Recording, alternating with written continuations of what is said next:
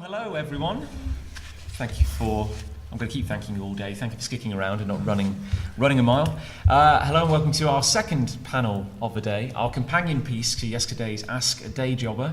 Today we are looking at asking a freelancer everything you possibly need to know about the realities of making art for yourself, and I guess for other people as well.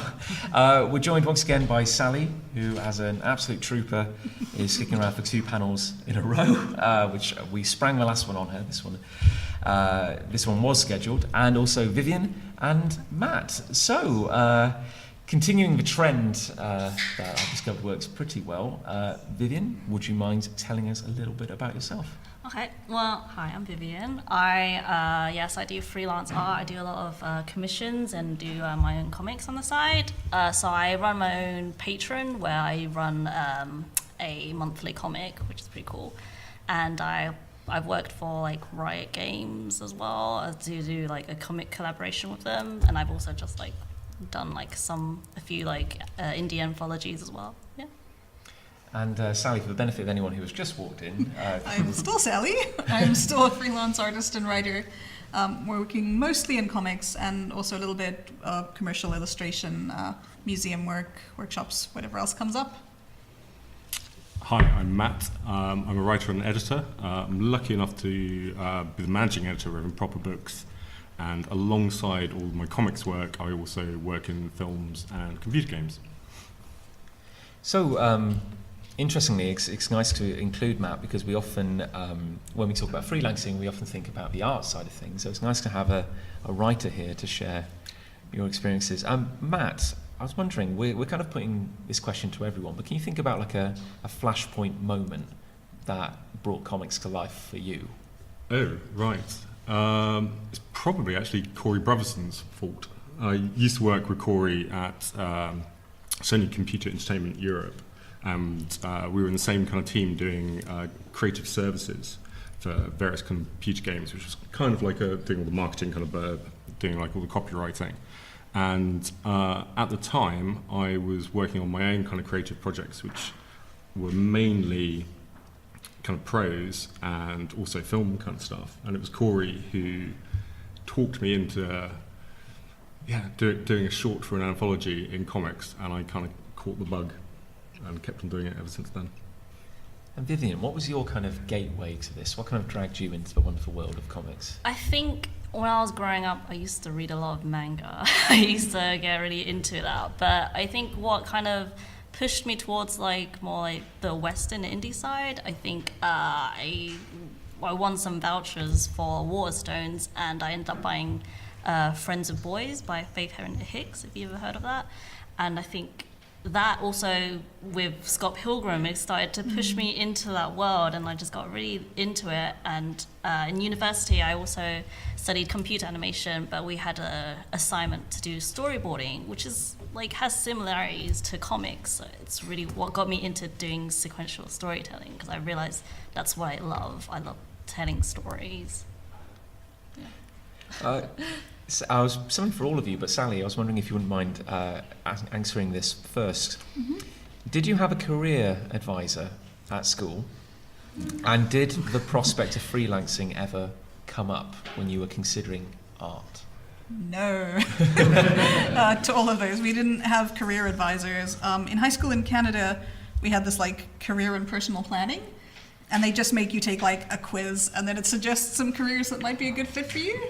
And mine was you should be a pyrotechnician or a rabbi. One of my friends took the same quiz, and it was just you should be a clown. Oh. Thanks. Okay. So yeah, that wasn't helpful. And then I did a fine art program in university. They weren't awful. They did encourage us to do a lot of very self-initiated work. So a lot of us were doing solo exhibitions at local cafes and kind of figuring out how to market that and hang our work and sort of frame our work and sort of build our own stretchers, and we did do projects on sort of applying to kind of independent fine art galleries, but so there was a bit of that, but that was it. There wasn't any kind of business or freelancing thing whatsoever. And I don't know if any of my class are actually working in fine arts, so the gallery stuff may not have been that useful either. Well, Matt, I mean, was this ever discussed as a career prospect when you were younger? No, completely not. So I'm old enough to have done, I think it was like UCAS, where you kind of fill out like a questionnaire and it kind of brings back ideas of what you should do as a career. And the top one that came back was to join the army, which pretty much everyone in my class got. Strangely enough, we all grew up in an army town, and it kind of skewed the results towards that's all you're fit for. So we all rebelled against that. But no, it's never come up. So never had any advice on becoming a freelancer or a creative, actually, to be honest. Vivian, what about you? Was there ever guidance, or was it ever seen as a legitimate way to make a living? Not really, I guess. Actually, like a lot of my art teachers, well, they encouraged me a lot, but I guess they never like showed me what kind of career paths I could go into. But I always knew that I wanted to work in animation. I mean, I guess that's kind of changed a little bit now, but like back then I used to are you okay? I'm so sorry, Vivian, that was really emotional. I just got... I don't know if I should speak. Mike keeps talking. No, it doesn't matter. It doesn't matter. If the moderator dies on a panel, that doesn't matter. That's fine as long as. I'm trying to pretend everything's normal. I'm so sorry. But like when I wanted to go down the animation route, then that's when they actually did kind of help me try to look at universities and like tell me like, oh yeah, this one's really good for this and that, and like they actually gave me like really good advice, and like sometimes I do still talk to them. Like I think they were quite encouraging actually, like in that sense. But I don't think they ever encouraged me to do like illustration or fine art, sort of thing. Yeah. Did you have any preconceptions about how the art world or the illustration world actually worked? That you don't make money. That's what I've been told. And pretty much my grandma always told me, why are you an artist? You should be a pharmacist. Like, you make more money. You have no personality. You should just be a pharmacist. I'm just like, okay, grandma, thank you. I guess so. But I think what's changed now that I can actually see, like, there's like so much value in being a designer and being like an illustrator. Like, you don't realize how much like of that kind of skill is used in this world. I actually was talking to my girlfriend yesterday. She's actually a scientist, but she was designing this kind of product that she just had to quickly do in Illustrator, and she finished everything, but her boss last minute told her, you know what, I don't think we should do it like a square, I think we should do it like a circle, but you can change that really quickly. But that just basically meant changing all the vectors and redrawing the whole thing, and she was so angry and furious. She vented to me like, is this what you have to go through every day? Like, oh my god, like, it's so bad. I was like, yeah, that's pretty much like the nightmare client, yeah. Well, sadly, I mean, like, keeping on that theme, I mean, I know you touched upon this briefly in the previous panel, but like, your expectations of what life as a freelancer would be like, were they matched, exceeded, kind of subverted? Definitely subverted. I think I thought, like, I knew it wasn't an area with like a lot of financial stability or anything, but I thought the career paths were more kind of linear. Like, you do a small job and you get a small payment and it reaches a small amount of people, and then you do a bigger job and you get a bigger payment and it reaches a bigger amount of people, and you kind of ladder up from there. And I think sort of I wasn't expecting it to be so much more lateral, where you're just kind of on this even field and you just need to kind of step to the side and try something different and just shift over time, rather than being on like one straight path that goes in a clear direction. Well, Matt, I mean, same question. Yeah, I echo what Sally just said. I knew it wasn't going to be easy. And it's one of those kind of things, so when I first started, I tried to remember not to panic.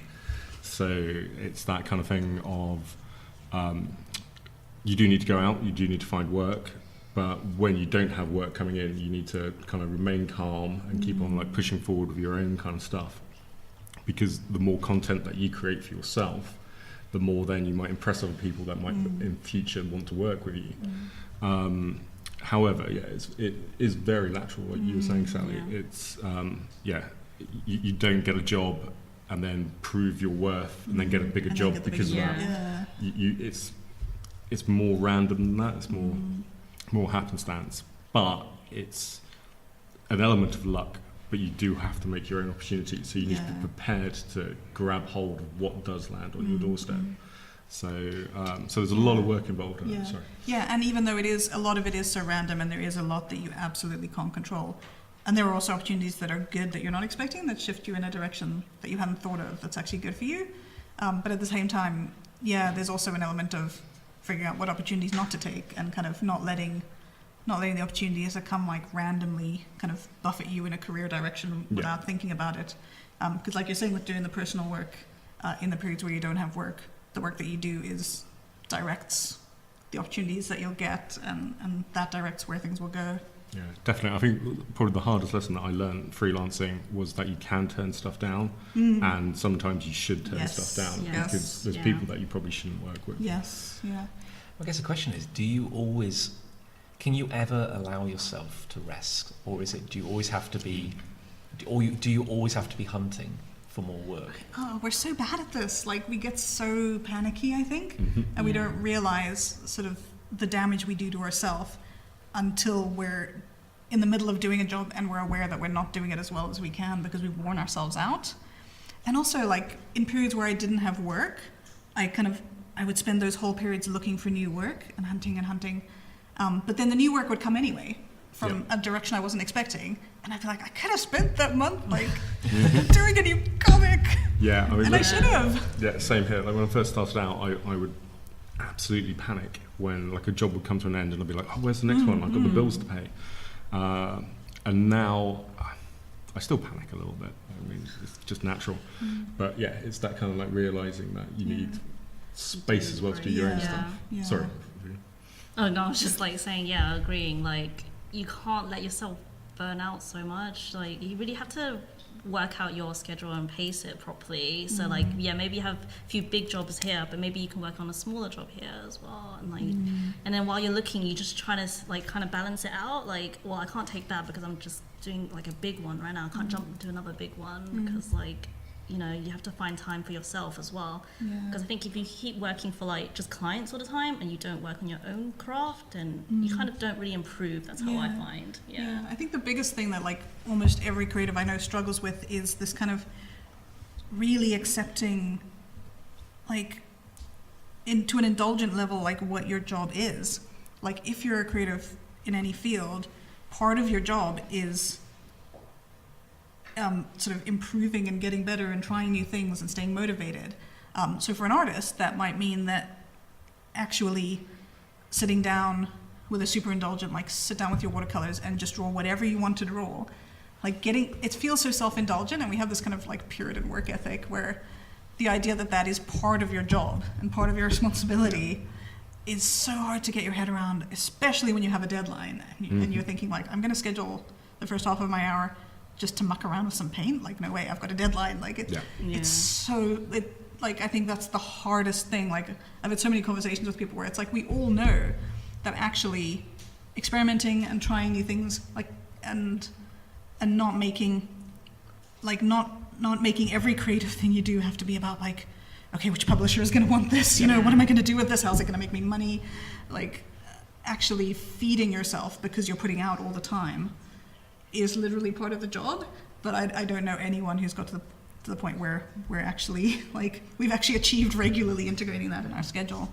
I mean, not only that, but I think you need to make time to take in work as well. I do find myself, I always buy comics and then I just don't read them because I'm like, I need to work on my own thing, like, you know? Yeah, and then like, but reading them is also part of your job, isn't it? Exactly, because you have to see what's current and what's like, you know.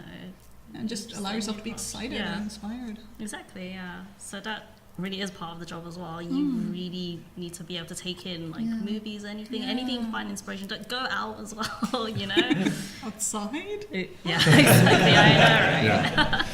Is there ever a danger of coming to resent your art because it's sudden, much like the 9 to 5 can become a chore? Is it like, I love the art, it's creative, I get to express myself, but I need to do it because it's my job? Can it ever become a burden? Yeah, definitely. I think when you start to I find when you don't stagnate, when you stagnate and like don't practice enough, you do find like you just kind of drawing the same thing and it doesn't look right, and you just don't know why. But you feel like you don't even have time to like go and like experiment more and change it up a bit.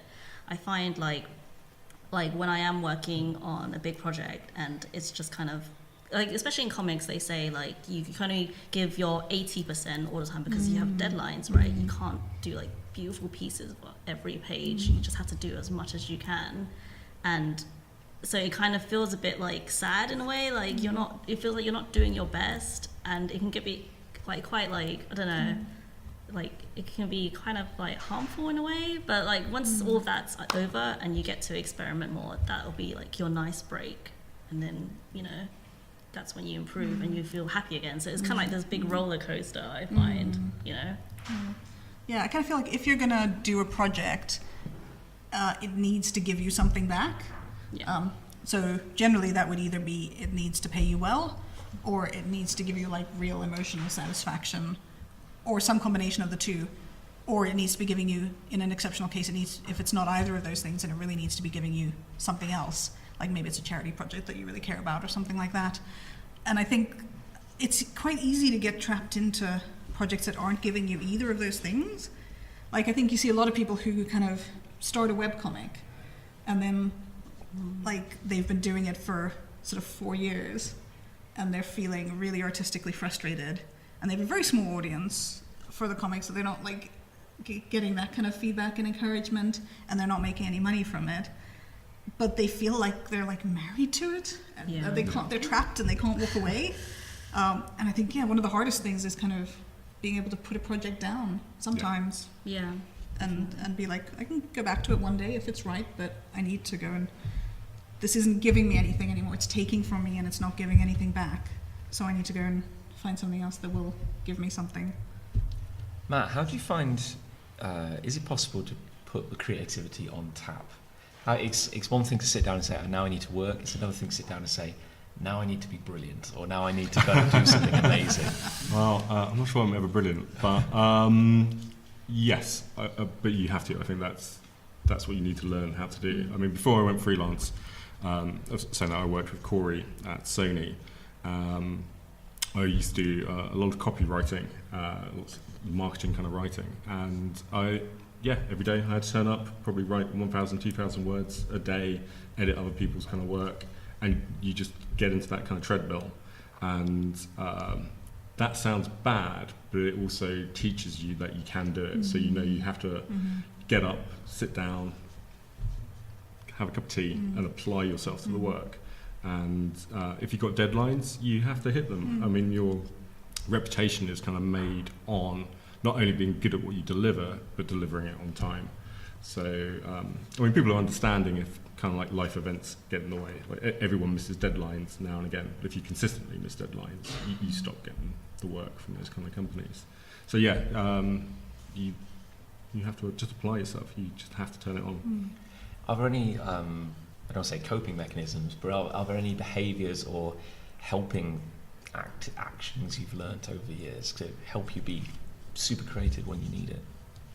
I think for me, I try to, before I start a piece, I go and find as much inspiration as I can. I use this software called PureRef. I don't know if anyone's heard of it, but basically you can just download loads of pictures and just place it on like this like artboard, and it's super handy. You can just save it on your computer and it will just fill up your screen. And I think for me, I find that quite helpful for me to like just feel into that creative mood, because otherwise if I just open up my computer and start work right away, it becomes a bit of a chore, and that's when it feels like a job, But when I get to have like all my art pieces like in front of me, I can like look around and be like, oh, you know what, I want to try this today. Like I want to try experimenting with like this kind of line style, or maybe like these colors or something. You just like, I think if you just kind of keep surrounding yourself with like creative like pieces, like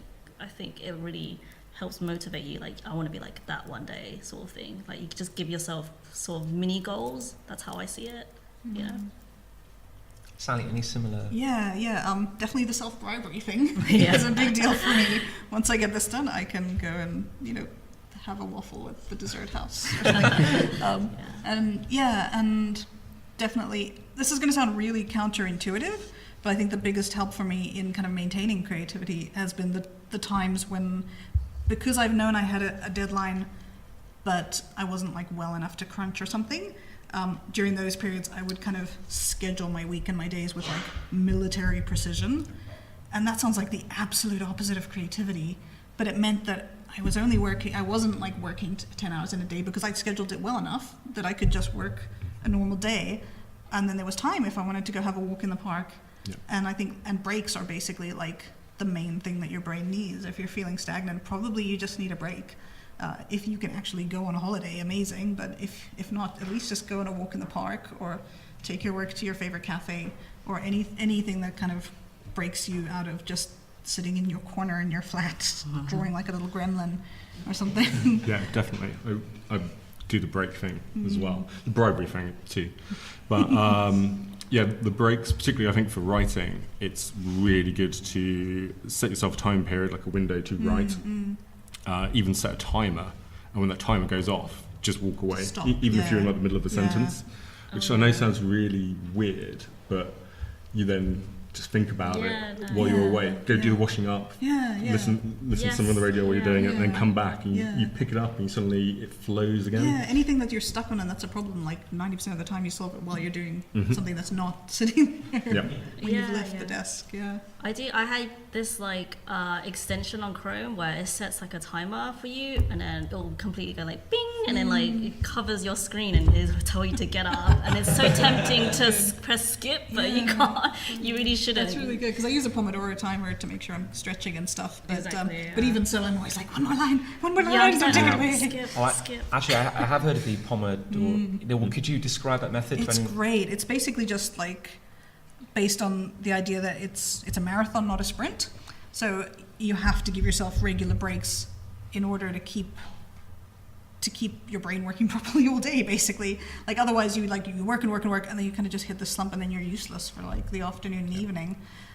So the standard Pomodoro timer is you set a timer every 25 minutes, and every 25 minutes that goes off, you get up, you take a 5-minute break away from the work. And then after 4 Pomodoros, you take a 20-minute or half-hour break. And you can adjust the timings a little bit based on you. My doctor recently mentioned that like 20 minutes is supposed to be the time that you're not supposed to stay sitting longer than, so possibly even shorter kind of sprints. But it also helps, it keeps you from panicking because you're supposed to like think of what you can do during that time. So it's like, maybe I'm going to just do this one panel or something. And then like, that's not intimidating. Or like, I'm going to sit down and write for 20 minutes. Like anyone can manage that. So, Yeah. and then you do the next 20 minutes and then the next 20 minutes. Not like, I'm going to get this whole page done today. Like it's just 20 minutes at a time. And it also means as an artist and as a writer as well, like just do your hand stretches, please. Oh, yeah, Please do your God, hand yeah. stretches. Do you find though, how much does the work, as in the creation, how much does that get overtaken by the other work, which is the admin, the emails, the administration? Like, can you say like, well, I've worked for 4 hours today, and then get to the end of it and think, oh, I've not written anything because I've just been doing emails. I've just been doing. Yes.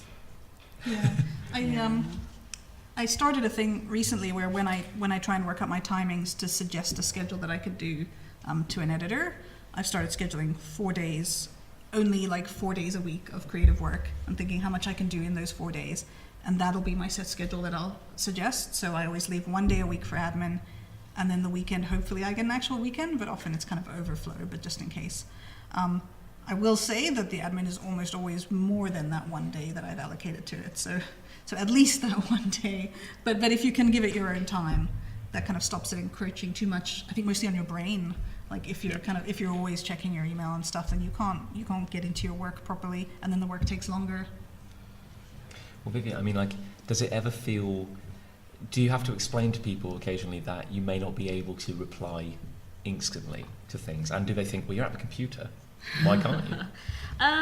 Yeah, I guess so. I think sometimes when a client's just like, well, aren't you like free? You told me you're free. Like, can't you do this now? Da, da, da. I'll be like, well, actually, I've got a lot going on right now. I just have to you got to be clear. Like, actually, I'll be working right now. I'll be doing all the creative stuff, so I can't reply instantly. But I will get back to you like maybe later in the day or like some point in the week. You know, I think it's important to be as like just communicate with your client as much as you can, because when you don't tell people things, like if you just kind of leave emails hanging, I think that's when people start to get nervous, and you know, you don't want that at all.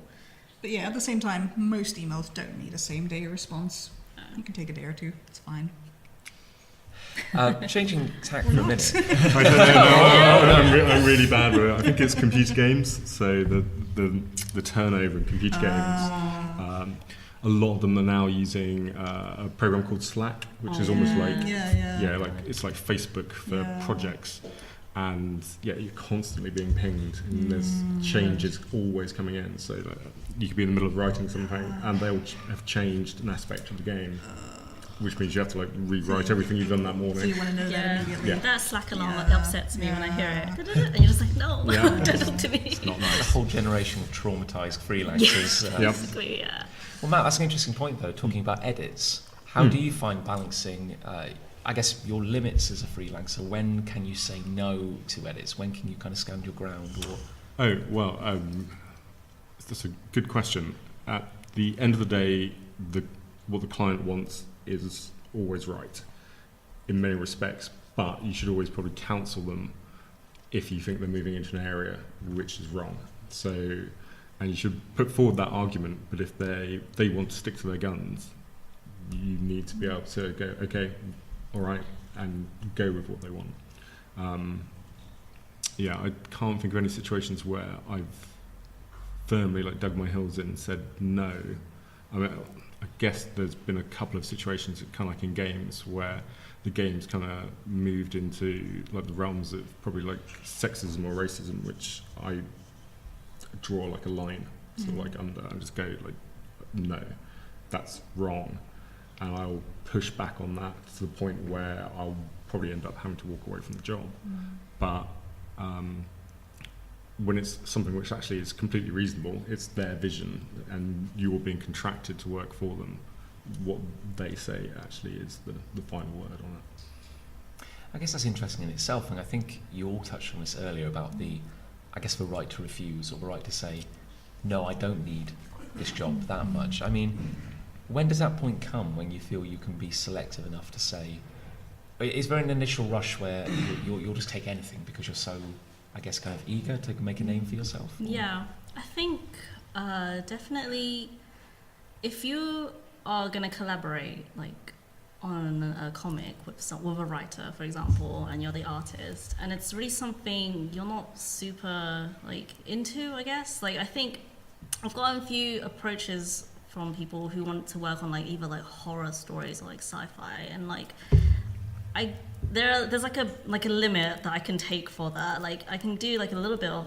like sci-fi or something, but if it goes into like really deep into that, I just feel like, you know, I don't think I'm what you're looking for, and I think it's for like both of our like best interests that you should look for someone else, because I think, you know, like because you don't want to be stuck in a job that you don't enjoy at the end of the day, especially if you're doing it creatively as well, and you have to put your creative input. You want to at least be able to be like, at least trick yourself into enjoying it a little bit, you know what I mean? Like, you know, like, I think, for example, like, I used to really hate drawing backgrounds, like a lot of people do, but I've actually had to like force myself to pretend that I like it, and now I guess I kind of like it now. But it's kind of the same thing where if you're working with a client but you just need the money, but you don't necessarily like really love the job or something, you just kind of have to like find ways to like it, I guess. Or otherwise, if you don't ever see that happening for you, I think if you can afford to, I think you can refuse it. Yeah. Well, I guess changing tack then for a minute, I was wondering, would each of you be able to share your experiences of the first piece of work or project that you were commissioned or sold? I mean, a moment where you could say to yourself, I'm a freelancer. I've done it. If that's not too much pressure. I can remember mine if you want it. Yeah, please. My very first freelance job was designing a risk assessment superhero for a banking company. And like I got the job on this this kind of like student freelancing site, which in retrospect was just a site for people to find cheap work from people who didn't know better. But it did give me my first couple of jobs. So yeah, it doesn't always start glamorous. Risk assessment superhero, and then the second one was a few pages for someone who's writing a kid's book about like anthropomorphic numbers, which wasn't very good. In comics, I think my first gig was probably, actually it was with Improper Books. It's kind of freelancing as their managing editor. So it was editing Porcelain and Gothic Fairy Tale by Benjamin Reed and Chris Wildgeese. But my actual first kind of freelance gig, I've been pursuing like opportunities, kind of working in kind of computer games and writing computer games for a long time, because I've been working with Sony. I had quite a few contacts. My first actual writing gig was on Driver San Francisco, which was amazing, but I wasn't prepared for sort of the workload. So it was, everything which we've been saying about taking breaks and all that kind of stuff, that wasn't my first gig. So I think I ended up writing, I think it worked out to be 80,000 words of dialogue in about 2.5 weeks for that game. So I was doing like 14-hour days. So I got up, I wrote, I went to bed. That's all I did for that time. And I was like, yay, this is freelancing. Yay, this is great. But it proved that I could do it, and it proved that I could be taken seriously. So I took that away from it, and I did enjoy it. It was, I wouldn't want to do it again though. So I used to do commissions during uni, but I think I didn't really take that kind of seriously until after I graduated. I think my first job might have been for Your Comic Heroes. It was like a kids magazine which featured like lots of like comic heroes, but they wanted like some original comics. So I designed like this like character, and it was like called Lionheart, and it was like a superhero comic. But that only kind of like lasted for 3 issues, I suppose. So I didn't really feel like that kind of crunch yet. So that was quite an easygoing like first freelance job. I think the first like big job I ever did was this collaboration I did with a writer, and it was a comic called Daughter of Titan, and that was draw an issue. So that was about like 24 pages, and that's when I had to give myself a deadline. I ended up trying to do like a 24-page comic in a month, which I thought was very doable, but ended up working like 14 hours a day. Like I didn't take a day off. I literally wrote out my whole schedule, like you need to ink all this by this time, like color this by this time, and it really wrecked my arm. And I've learned from that I can't do a comic in 1 month like that. Well, I feel Jack Kirby has a lot to answer for, because by setting the pace of 22 pages a month, he may have ruined the limbs of several artists to follow. Now, I guess one of the things which is very, I don't want to say popular online, but something which rears its head a lot is the concept of full exposure or doing spec work. Now, obviously, you hear a lot of horror stories about this, but in your experience as freelancers, is there any room for doing spec work or work for exposure if it allows you to get your foot in the door? I was wondering if you had any experience of that yourselves. I think like one thing that makes this get a little muddled is sometimes there isn't a clear enough line drawn between collaboration and spec work. But basically, I think a good way to think of it is there a corporation or someone profiting from this free work that you are doing? And if there isn't, if everyone involved is making no money and you're all just starting out doing comics and you want to try and do something together, like that's not spec work. That's all of you taking a risk on your time to do something that you want to together, and you're all going into it knowing that, and consider the workloads of all the different roles and be fair to each other, and have a contract and think about what you'll do if it takes off and what you'll do if you want to get printed and all that kind of stuff. But that's very different from a corporation having a contest where they own all of the work that's submitted and have the option to profit from it. Well, you will never see a penny and also in those kind of situations, you're often doing specific work for it, where you can't use the work for anything else because it only fits this specific thing. So if you're going to do that, like, just spend your time and make something of your own, because then you can actually do something with it.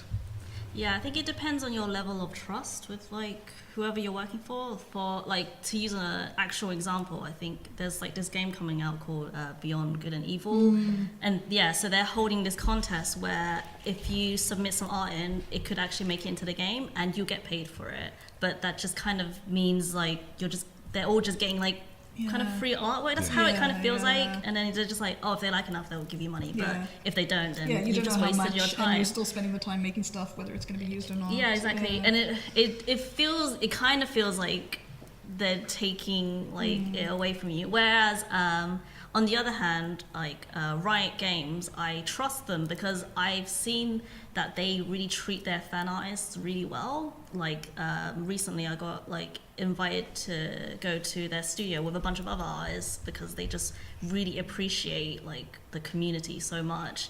And every year they hold like this like kind of contest where you can design characters and do whatever, but they will never like use that work. They will maybe they will like draw inspiration from it, but like I think you can trust that they're not gonna use your work for like profit. They're not gonna like try to buy your work or anything like that. They just want to like build the community more, you know.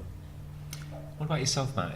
Particularly in the field of freelance writing, is there, it's an area that a lot of people want to be part of. Yeah, I guess the same as what Sally was saying. There's probably like a division between kind of work which is being done for a client where they've kind of approached you, and kind of like when I will think of spec kind of stuff. It tends to be kind of like my own kind of writing, which I'm then looking for kind of like people to collaborate with in comics, and a publisher that we could perhaps approach and kind of like work with.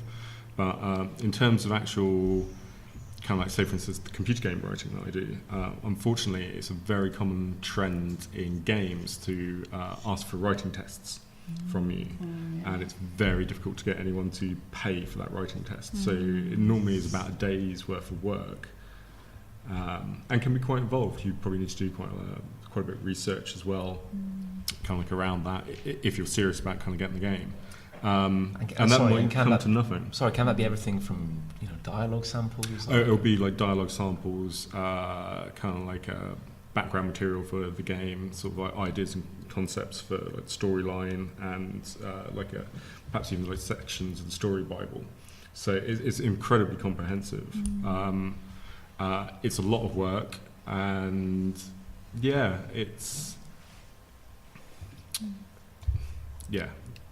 most people's success rate with it, my success rate with it anyway, is I might get maybe 1 out of 3 of those jobs, maybe 1 out of 4 of those jobs. So I'm spending a lot of time chasing work on spec, and because of the nature of the computer games industry, everything is under NDA. There is nothing I can do with it. I can't even mention that I've actually done the writing test to anybody. So that's it. It's basically a super injunction. Forever. So, like for instance, the material that they'll share with you will probably all be watermarked with your name on it. So if you've got like a bit of video material where they're showing you early concepts of the game, it will say Matt Gibbs. There's a watermark along the bottom of it. So that's how kind of paranoid they are. Because some of these things are like 4 years before the game will even be announced. So they're trying to predict the market, and they obviously don't want to give anything away to their competitors.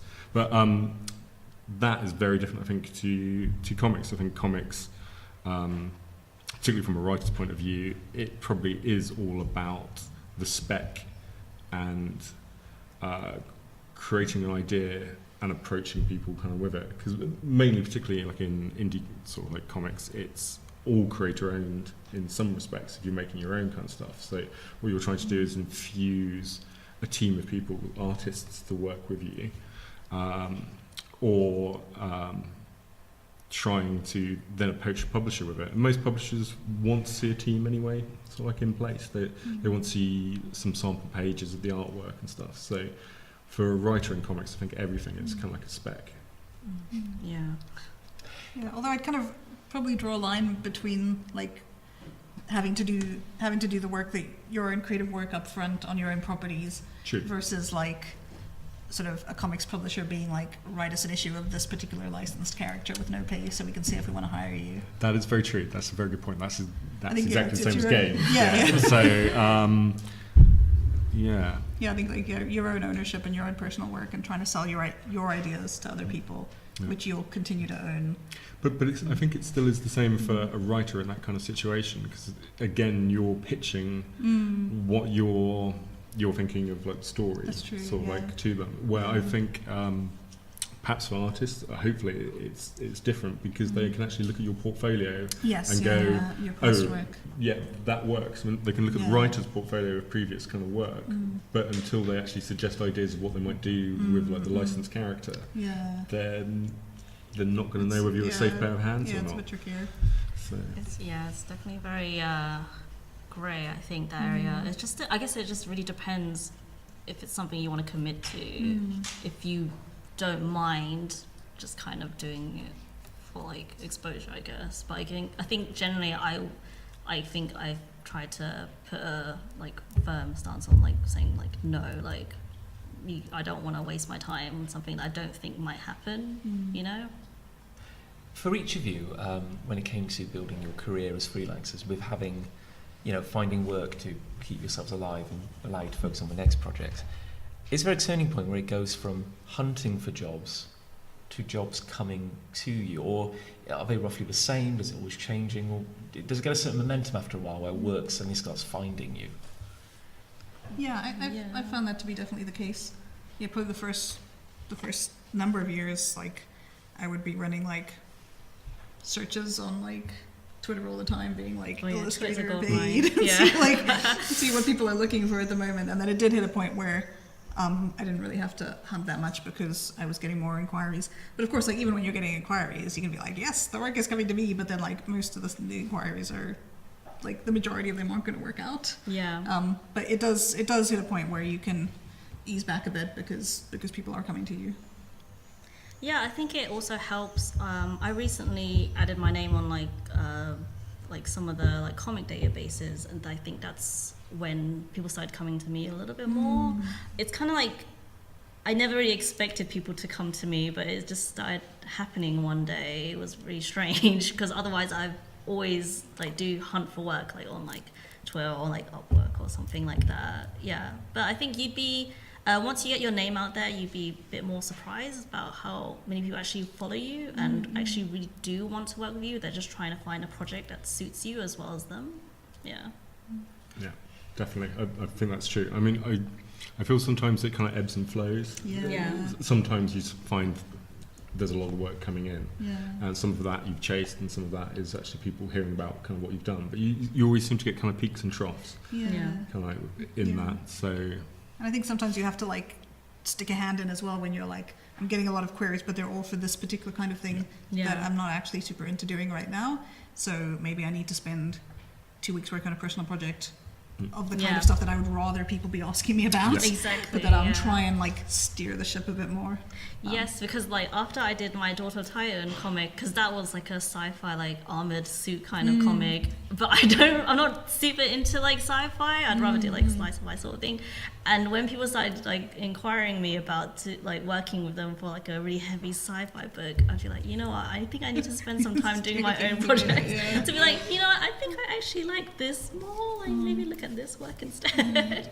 You know, I think I think that does make a difference too, is kind of like seeing what kind of voice the work that you're putting out has. Exactly. Because I did, when I was doing like just whatever came along and a bit of everything, I did get a lot more kind of all sorts of random kind of, you know, like some kind of like violent sort of gun noir mecha comic, and I'm like, me? Have you seen my work?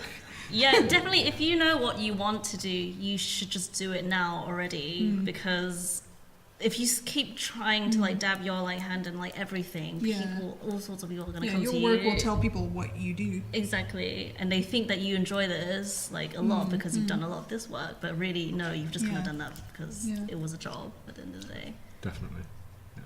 Yeah, so definitely do what you're most passionate about. And on a related note, you don't have to put all the jobs you get in your portfolio. Yeah. Like Yes. if they're not the kind of stuff that you want to keep doing. Conscious of time, I would like to hand it over to the audience if there's any questions for our. Just going to go to Ben here.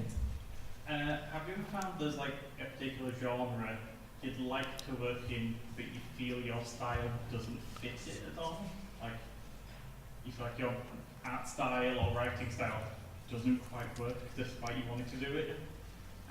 Yeah, like not really a genre, but I would love to do like picture books and stuff. But I'm aware that the popular style for that at the moment isn't quite a fit for what I do. But my work fits middle grade very well, so you can find an area you're interested in and go kind of close to it.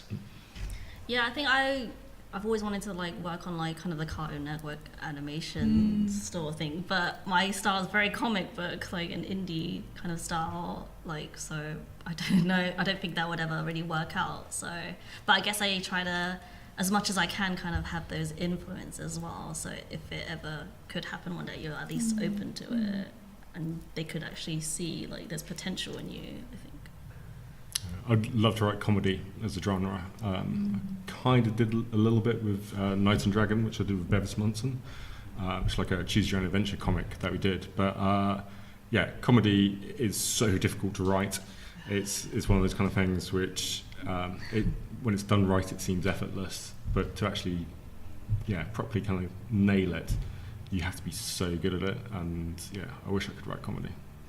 Yeah, that's true. It's something that I would love to write comedy, but it's kind of like you feel like you're funny in the moments, but then when you have to sit down and write it, you're like, insert joke here. I actually remember Lenny Henry said something quite profound, which has always stuck with me. He said, "Humour is just between you and your mates, but comedy has to be universal." And it's a big, and I think that applies to a lot of writing. It's like you can have a lot of things that make sense in your head, or maybe with only a small group of people, but suddenly you've got to translate a joke. Like, I couldn't do a comic about why something is funny to me.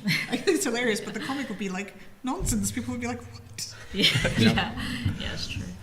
So we had a couple other questions. I think there was one down here. Do you guys work at home on your own, or do you work in offices or with other people? And how do you balance having human contact if you just work at home on your own? Is it a good thing or a bad thing, working that kind of way? I don't feel like I balance it well at all. I think I'm a hermit most of the time, but I think I guess I have a lot of friendships online, so that helps like throughout the day. I think I have a lot of American friends, so sometimes they will be awake at like godly hours, like, you know. But definitely try to use your weekends to see people. Like, sometimes I like to just go out by myself, but I definitely, when I can, try and be like, oh, there's an event, like I have to invite people, like can't just go by myself, you know. You really need to talk to people or else you go crazy. I think, seriously. Yeah, I work at home because I can't afford or justify the expense of a studio. I do have a membership at a co-working space, and it's a bit of a trek for me to get there, so I don't use it that often, but even once a month, just spending a full day in a place with other people that's outside your house is still helpful. And I take my work to cafes all the time just to have kind of other humans around. But I will definitely note that after like 10 years of freelancing by myself in my house, my kind of social energy has kind of just gone off the cliff. And any kind of like social event, I'm just like, oh, people, that sounds so tiring. So I think I'm very sorry. Very sorry. I think Vivian's right. Like, you do have to kind of force like yourself to see humans. Exactly. It's It's the same thing for me. Like after I graduated from university, obviously that's when I went straight into freelancing, and that's when I just went from a lot of human like contact to like zero, and then that's when like going to see people became so exhausting, and it became like a chore in a way. But like you have to treat it like a reward, like, oh, now I get to see people after I've done this work. Definitely. I'm a hermit. I work from home, and you have to try and make time to get out for yourself, but also to see your friends and just kind of find inspiration and stuff. I enjoy going to like museums and galleries and stuff, just anything that kind of help me kind of clear my head, but also fire my imagination. But just try to regularly meet up with your friends, but I have so much at home that I never get out. The kind of person who would even want to freelance is probably a person who likes their own company anyway. So it is, you do have to kind of consciously battle against your own hermity instincts. Also like what I've been trying this year is try not to say no to things too much as well. Like I used to always be like, no, I can't, too much work, no. But really actually, maybe I could spare a little bit of time to see someone, because I think that's good energy as well. Like at the end of the day, we're humans, we need contact, you know. Well, I think, keeping an eye on time, I think we have maybe time for a couple of other short questions. I think there was one down here. Yeah, I work for a company that like sort of facilitates and promotes like collaboration between like indie musicians and stuff like that. And you guys talked about collaboration quite a lot. And I just wondered if there was like are there those spaces to find collaborators within indie comics? If there is, like, how well do they work? And if there isn't, is there a kind of a similar space that can be created that would kind of encourage that kind of collaboration and facilitate that? Probably this weekend is a good start to that. Yeah. Yeah, I think it's conventions being online. Really. Yeah, conventions and Twitter, isn't it? Yeah. Twitter. Like you can meet someone at a convention, but you still need, if you're likely to create something with them, it's still going to take time to build a relationship. If a writer who I don't know wants to pitch something to a publisher with me, like they're going to have to pay me, obviously, because I don't know them. Whereas, like, if I can afford the time and I'm into the project with a colleague that I've known for years and I like that's a whole different question, and I'm willing to take that risk. But that's about relationship. Yeah, so I think you need kind of, ideally, and I do have relationships with people, and I've worked with people very happily that I've never met because they're across the pond or whatever.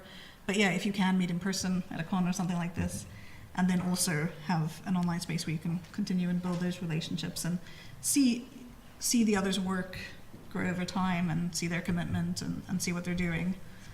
Then when you are thinking about a project, you might be like, this person that I've known for 10 years, I can ask them if they'd be interested in working together. Yeah, I definitely think we need more spaces like that. For now, I only really know of Twitter, but I guess it's kind of like everyone yelling into the void. It's like, do you want to work with me? Do you want to work with me? But like, if we actually had like a good space where everyone could like see like all the potential like jobs out there and like writers who are looking for artists or like vice versa, like I think that'd be really good if we try to build that together. Yeah. Because I think there are some out there, but they're just not that well known, so it doesn't really work. I guess the thing also is that like the relationship thing is tricky there because there used to be, like, I don't know if they still are, I haven't checked in a long time, but there used to be a number of forums online where writers looking for artists would post, like, I've got this project and I'm looking for an artist collaborator.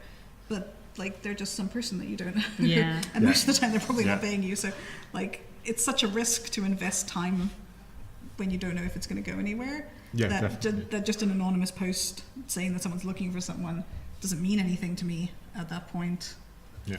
So I guess the key thing is like our time is precious. Yeah. So just to chase kind of like after like potential kind of leads or potential kind of projects that are going to go nowhere, and particularly if you're risking it with somebody that you don't know. Yeah, that's time that's been taken away from other paid work that you could do or your own kind of work. Yeah, because we've all got our own work. And so maybe we maybe have time for one more quick question if there is one. One at the back there. Sorry, this is quite a mercenary question. But do you ever have problems when dealing with a client, like chasing up money? So if you need to pay an invoice, how do you deal with communicating the really tough questions about like paying and like how much do you charge and that kind of thing? Do you ever have problems with that? I think if I know it's like an established company, then it's okay for them to pay me after the work is done, but you just have to make sure you invoice it and everything correctly. Actually, I did have some trouble with one company which kept losing my invoice, or they kept being like, oh, you're missing this and that, and I'd be like, but every time I would email my invoice, I'd be like, please let me know if there's like a problem or like anything I need to add on to it, and they just would not do anything, and I'm like, where is my money? It would take them months to like pay me, seriously. But yeah, I think you just have to be firm, and you really like not like lose heart, like be like, oh, they're never gonna pay me. You have to keep on that. But otherwise, like if it's like a different client that I'm not really sure of, I tend to like either have them pay me upfront first, or otherwise you do half and half. I think that's partial really good payment upfront. Yeah, exactly. Or like you could either do like a quick sketch or something for them first, and then they can pay you for the rest. Yeah, installments. Yeah. To go, Exactly. Yeah. Yeah, as Vivian said, it's just be persistent. You're doing nothing wrong to keep on reminding them they haven't paid you, and you need to keep on just kind of chasing and stuff. It's difficult. I mean, you never really want to ever take anyone to like small claims court because no one wins, sort of like that way. Yeah, that's the thing. Like, you can do everything right, and you can have yourself completely covered by a contract. But in the end, like, to an extent, if someone is determined to screw you over, we can't really afford to take them to court and do anything about that. All you can do is do everything that you're able in terms of discussing everything and getting payment up front if it's a new client, you know, covering things in your contract. There is also, I don't remember like the specific regulation right now, but there is a law where if your client is over X amount late paying, they are legally required to pay you some interest. So if you hunt that clause out, I can't remember what it's called, but if you Google a bit, I'm sure you can find it. If you can hunt that clause out, which is it's a government guideline, and just put that at the bottom of your invoices, that can help. Yeah, definitely. I think, sorry, just No, I was one just saying, thing, sadly we're going to have to wrap this up in a Okay. second. Okay. But I do apologise for cutting you off, and not to volunteer the further services of our expert freelancers, but you are around for a little bit, and I'm sure conversation will keep on flowing away from the panel. A massive thank you to Sally, Vivian and Matt for incredible insight. It was genuinely a wonderful hour. If we could have a round of applause.